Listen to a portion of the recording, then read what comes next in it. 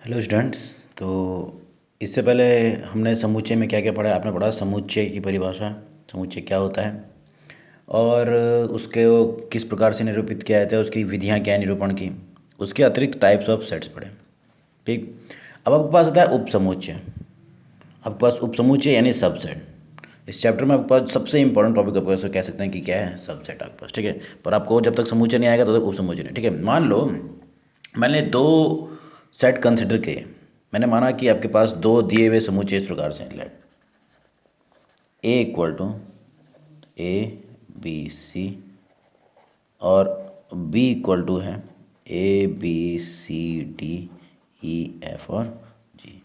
ये मैंने दो आपके पास समुच्चय कंसिडर किए हैं अपनी तरफ से, ए और बी दो समुच्चय। ठीक, ये आपके पास दिए हुए दो सेट्स हैं।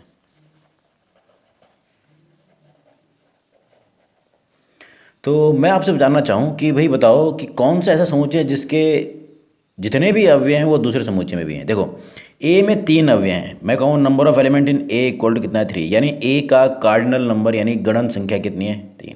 और अगर मैं पूछूँ कि बी की गणन संख्या कितनी है, तो देखो 1 2 3 4 5 6 और 7, ये इस प्रकार से।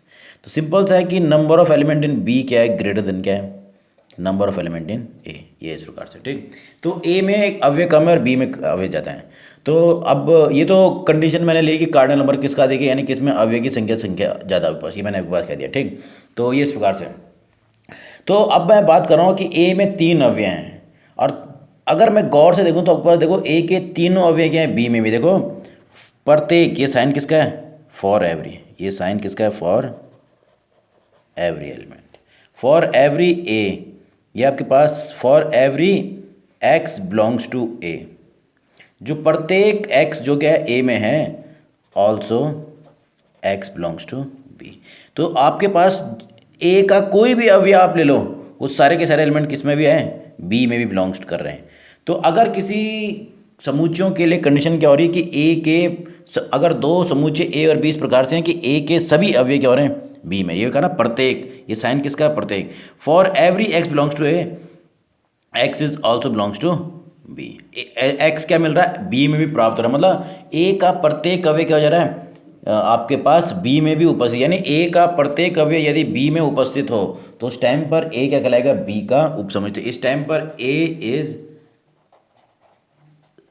सबसेट ऑफ बी, इस टाइम पर ए बी का क्या कहलाएगा, सबसेट कहलाएगा, जिसको हम इंग्लिश में कहते हैं इफ। इसकी डेफिनेशन देखना आपके पास, डेफिनेशन आपके पास मैं बता रहा हूँ, शॉर्ट में लिख रहा हूँ डेफिनेशन को। तो देखो, if two sets A and B are such that, यानी ए और बी दो समुच्चय इस प्रकार से हैं, such that each element of A, समुच्चय ए का प्रत्येक अवयव is also an element of B. अब थोड़ा ध्यान देना, अगर if two sets A and B are such that each element of A is also element of B, मतलब ए का प्रत्येक अवयव बी का भी क्या है, अवयव है, then A is subset of B. A क्या कहलाएगा, बी का सबसेट, और इसे निरूपित किया जाता है denoted by A subset to B, ये इस प्रकार से डिनोटेशन है बस। ठीक है, तो नोटेशन इसका सबसेट को इस प्रकार से निरूपित करेंगे, ये इस प्रकार से, ये इस प्रकार से नोटेशन है।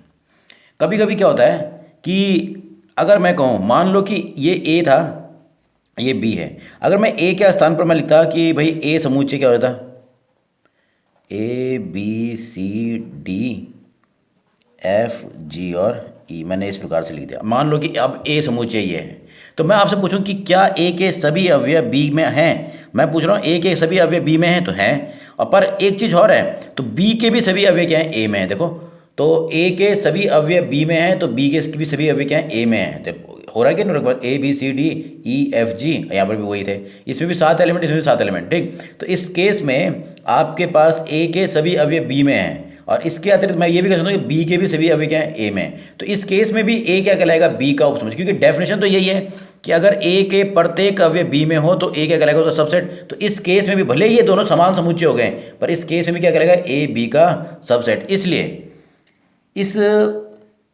उप समुच्चय के नोटेशन में हम इक्वल टू भी शामिल करते हैं। क्या शामिल करते हैं, इक्वल टू भी शामिल करते हैं। यानी कह सकता हूं मैं कि प्रत्येक समुच्चय स्वयं का क्या होता है, उप समुच्चय होता है। ठीक, तो ये है आपके पास उप समुच्चय। उप समुच्चय में हमने पढ़ा कि यदि ए और बी दो समुच्चय हैं और ए के प्रत्येक अवयव क्या हो जाएं, बी में हो जाएं, तो ए बी का क्या कहलाता है, उप समुच्चय कहलाता है। जैसे इसका नोटेशन ये आपके पास है, इसका notation A is a subset of B आपके पास। ठीक, अब मान लिया जाए कि एक समुच्चय दिया है 1 2 और 3। ठीक है, ये आपके पास क्या दिया हुआ है, एक समुच्चय दिया हुआ है जिसमें 3 अवयव हैं। इसका कार्डिनल नंबर कितना है, N of A equal to कितना है, 3।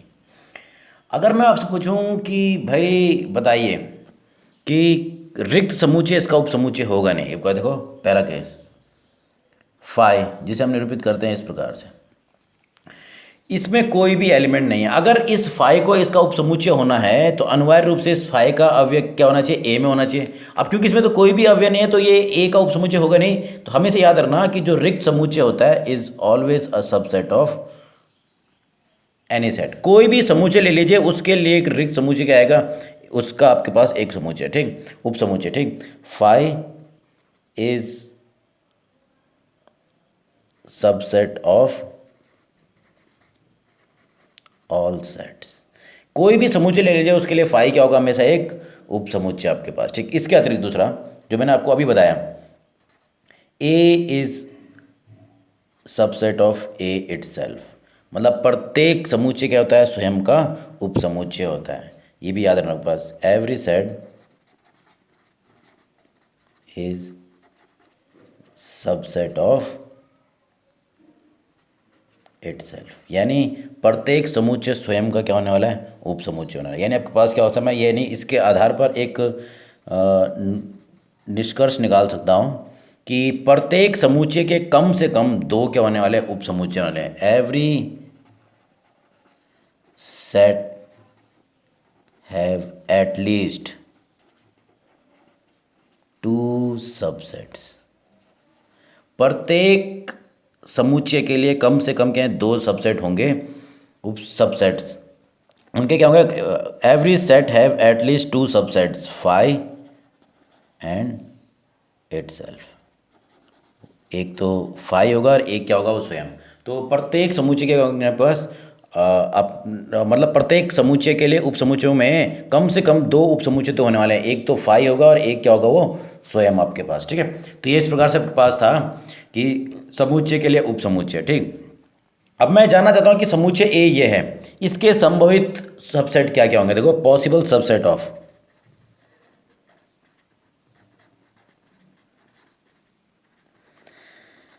जो ये समुच्चय ए मैंने लिया है, इसके पॉसिबल सबसेट्स क्या क्या हो सकते हैं। अब ध्यान देना क्या क्या पॉसिबल है। एक तो बता दिया फाई, ये सबका उप समुच्चय था। इसके अतिरिक्त क्या हो सकता है, एकल समुच्चय के रूप में 1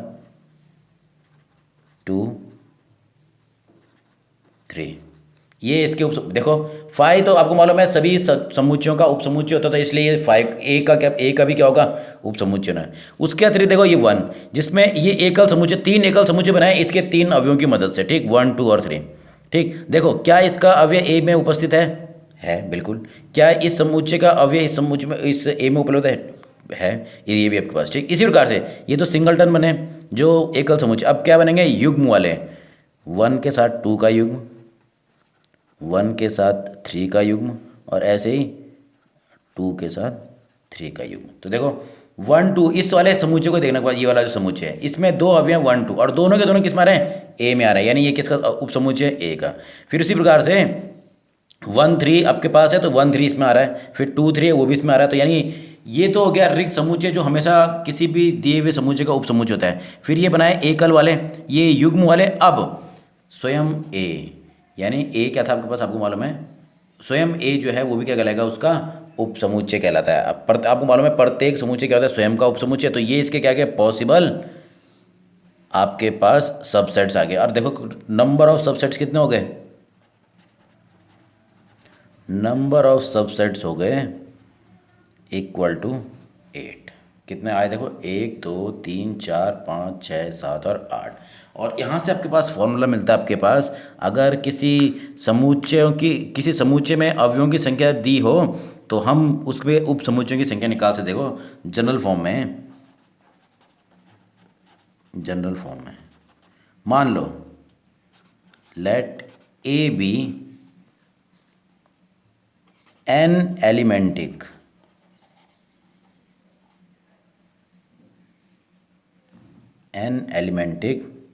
सेट, यानी एन एलिमेंटिक होने वाला कि number of element in A equal to कितना था, एन।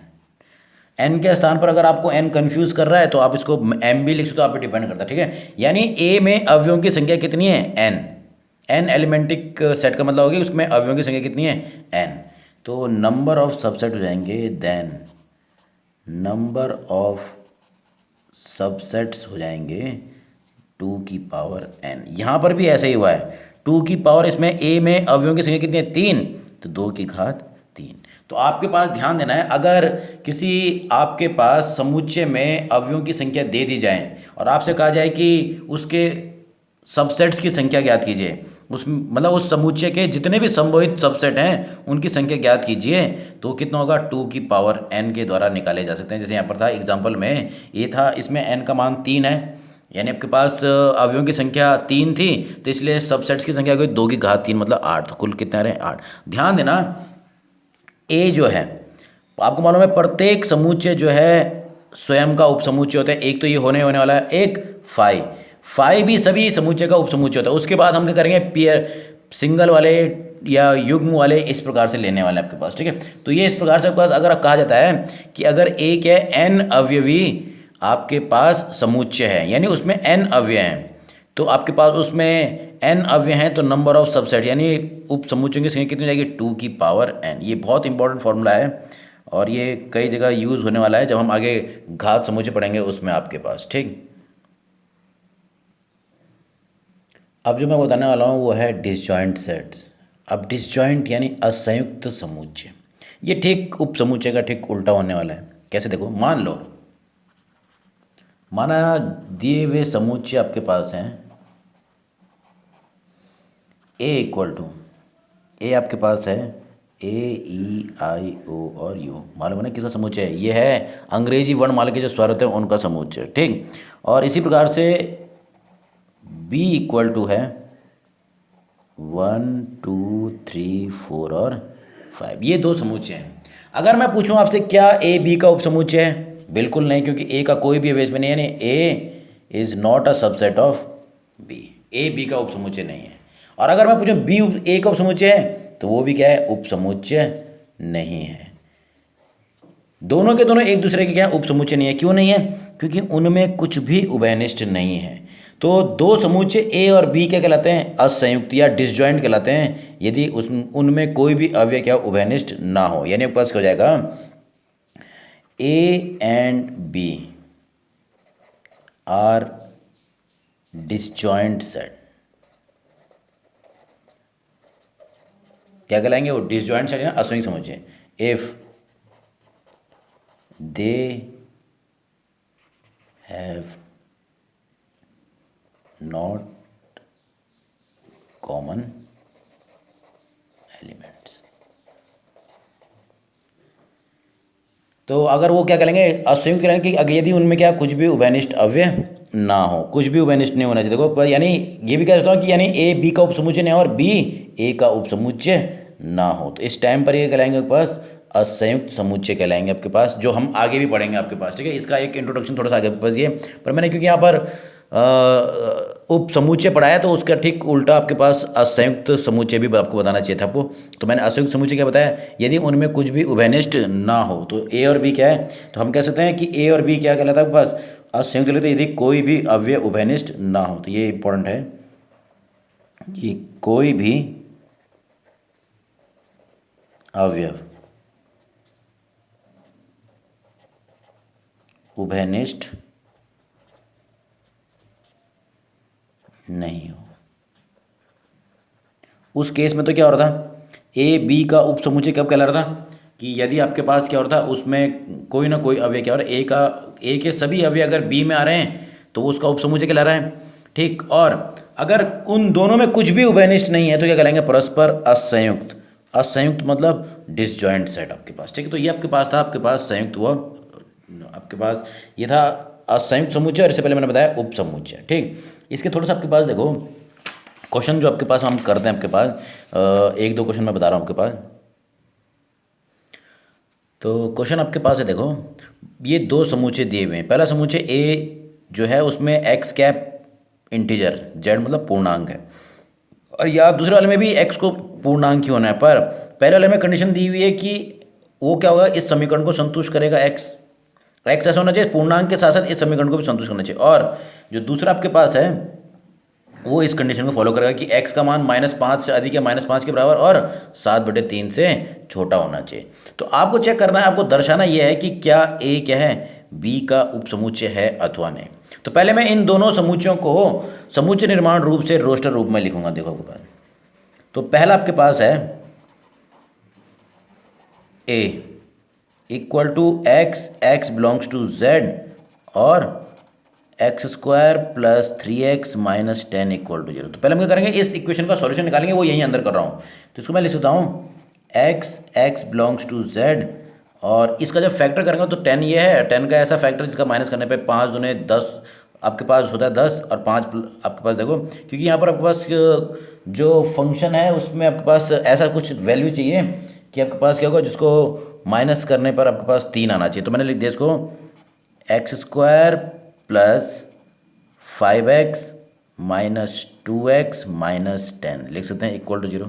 तो इससे मुझे प्राप्त हो रहा है a = x such that x belongs to z, and इसका जब फैक्टर करूंगा तो मुझे मिलेगा x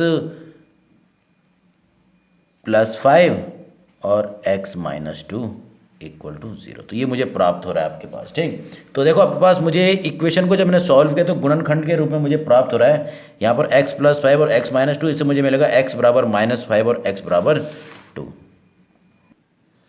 तो सॉल्यूशन के रूप में मुझे प्राप्त हुआ ये x = -5। तो यानी मुझे समुच्चय प्राप्त होगा ऐसे पूर्णांकों के समुच्चय जहाँ x बराबर क्या है, -5 और 2, तो यानी a में ये आ रहा है। ठीक, इसी प्रकार से b था ये, तो x का मान क्या होना चाहिए, ये भी पूर्णांक होने हैं, x को पूर्णांक होना पर -5 या -5 से अधिक या 7/3 से कम। तो यानी b में देखिए क्या क्या आएगा, -5 होता है -5 -4 -3 -2 -1 0 1 और 2। अब 3 तो आएगा नहीं, क्योंकि डिवाइड करने पर जो संख्या आ रही है वो 2 से अधिक है पर 3 से छोटी, और जो कि लेस देन होना है, तो ये इस प्रकार से हो गया। तो ये आपके पास दूसरा समुच्चय मिल गया। तो अगर मैं अब देखूं, क्योंकि देखो कि a का प्रत्येक एलिमेंट क्या है, b में उपस्थित है। देखो एवरी एलिमेंट, मैंने मान लिया कि उसको a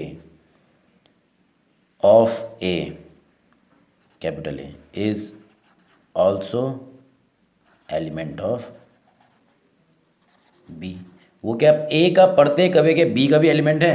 तो इसका अर्थ क्या है कि देखो, क्योंकि for every a belongs to a also belongs to b, तो इसका अर्थ हो गया a is a subset of b। a मैंने दर्शा दिया कि a क्या है, b का उपसमुच्चय। अगर मैं कहता कि a के पॉसिबल, ये तो आपके पास हो गया। ठीक है, इसके अंदर मैंने दूसरा पार्ट भी लिखा। अगर मैं कहूँ कि a के उपसमुच्चय निकालिए, क्या निकालिए, a के सभी उपसमुच्चय निकालिए, तो पॉसिबल जो आपके पास सबसेट्स होंगे ऑफ a वो मुझे निकालना है। तो सबसे पहले मैं देखूंगा कार्डिनल नंबर कितना है, a का गणन संख्या यानी उसमें अवयवों की संख्या कितनी है, 2। तो नंबर ऑफ सबसेट्स हो जाएंगे, नंबर ऑफ सबसेट्स का फॉर्मूला था 2 की पावर n, मतलब 2 की घात n हो गया यहाँ पर अवयवों की संख्या। तो यहाँ पर अवयवों की संख्या कितनी आ रही है आपके पास, 2, क्योंकि मुझे मालूम है a में अवयवों की संख्या कितनी है, 2, तो हो जाएगा 2 की घात 2, यानी तो 4 इसके उपसमुच्चय आने वो निकालने भी हैं। देखो आपको मालूम है कि प्रत्येक समुच्चय स्वयं का क्या होता है, उपसमुच्चय, और रिक्त समुच्चय भी क्या होता है, उपसमुच्चय। ये आपके पास हो गया, एक तो सबसेट हो गया 5, एक होगा, अब ये है आपके पास समुच्चय जिसका मैं उपसमुच्चय निकालने वाला हूँ। तो इसमें 2 अवयव है ना, तो मैं दोनों के हिसाब से आपके पास क्या निकालूंगा, सिंगल वाले, सिंगलटन यानी एकल समुच्चय के रूप में लिखूंगा पहले ये 2, और एक युग्म वाला होगा, वो होगा -5 और 2 जो कि कुछ और नहीं क्या है, ए है। तो ये आपके पास उसके क्या आ गए, उप समुच्चय आपके पास। और ये आपके पास हमने इसके उप समुच्चय निकाले, 4 क्यों आए, क्योंकि इसमें अवयवों की संख्या 2 थी। तो आपको मालूम है नंबर ऑफ सबसेट का फॉर्मूला कितना हो गया, 2 की पावर n, तो 2 की पावर 2 कितना हो गया, 4। तो 4 उप समुच्चय आने चाहिए, तो 4 उप समुच्चय ये हैं। एक तो फाई जो होता है सबका उप समुच्चय होता है, ठीक। और दूसरा क्या है, जो समुच्चय ए है वो स्वयं का भी क्या होगा, उप समुच्चय होने वाला है, ठीक। तो और उसके अलावा क्योंकि 2 अवयव थे तो मैंने इनको अलग अलग करके एकल समुच्चय के रूप में भी व्यक्त किया। तो ये क्या है, देखिए इस समुच्चय जो इस एकल समुच्चय इसके अवयव ए में प्राप्त हैं, इसके भी और इसके तो हैं ही आपके पास, ये तो आपके पास उप समुच्चय होता ही आपके पास, ठीक। तो इस प्रकार से आप उप समुच्चयों की संख्या भी ज्ञात कर सकते हो और उप समुच्चय को भी ज्ञात कर सकते हो, ठीक। तो हमने आज क्या पढ़ा, सबसेट। सबसेट किसे कहते हैं, आपके पास उसके अतिरिक्त हमने पढ़ा कि प्रत्येक समुच्चय जो होता है वो स्वयं का उपसमुच्चय होता है। और आपके पास जो फाई है वो भी क्या होता है, प्रत्येक समुच्चय का उपसमुच्चय होता है। इसके अतिरिक्त कि कितने उपसमुच्चय पॉसिबल हैं किसी समुच्चय के लिए, तो क्या होता है 2 की पावर n, n जहाँ क्या उस समुच्चय में अवयवों की संख्या, ठीक। अब ठीक है, ये तो मैंने कह दिया ए क्या हो गया, उपसमुच्चय। ये मैंने कहा कि ए क्या है, उपसमुच्चय सबसेट। बी क्या कहलाएगा, ये कहलाता है अधिसमुच्चय। क्या कहलाता है, अधिसमुच्चय, या इसे कहते हैं आपके पास सुपरसेट। क्या कहते हैं, सुपर। ये सबसेट है तो ये क्या कहलाएगा, सुपरसेट कहलाएगा बस, ठीक है। तो ये था आपके पास इंट्रोडक्शन किसका, सबसेट का आपके पास, ठीक। तो सिंपल सा आपके पास है। तो अब आगे वाले में आपको बताऊंगा कि संख्या रेखा को किस प्रकार, जो आपके पास है ना, उनको हम किस प्रकार, जो अंतराल होंगे उनको कैसे हम निरूपित करेंगे सबसेट्स या सेट्स की मदद से आपके पास, ठीक।